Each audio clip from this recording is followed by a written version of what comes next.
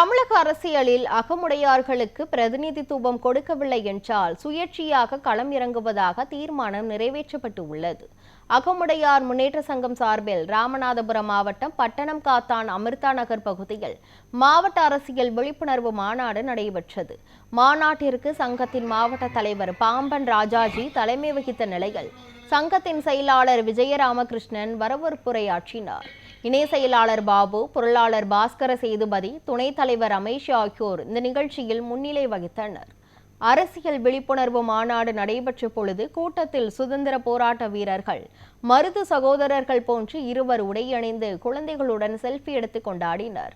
இந்த மாநாட்டில் தமிழக அரசியலில் அகமுடையார்களுக்கு பிரதிநிதித்துவம் கொடுக்க வேண்டும் என்றும், இல்லையேல் தனித்து போட்டியிடப் போவது உள்ளிட்ட 5 தீர்மானங்கள் நிறைவேற்றப்பட்டு உள்ளது. அகமுடையார்களுக்கு ஆதரவாக இஸ்லாமியர்கள் பாதுகாப்பரணாக இருந்து தேர்தல் பணியாற்ற இருப்பதாக பழனி பாபாவின் மாணவி சாகின் பாத்திமா தெரிவித்தார். இதனைத் தொடர்ந்து 2ஆம் குரு மகா சன்னிதானம் ஸ்ரீ பஞ்சலிங்கேஸ்வர சுவாமிகள் கலந்து கொண்டு அரசியல் விழிப்புணர்வு நிகழ்ச்சியில் சிறப்புரையாற்றினர்.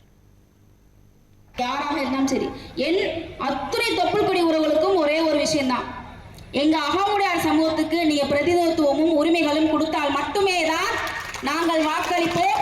ஏன்னா 30 வருஷம் கடந்துட்டோம்.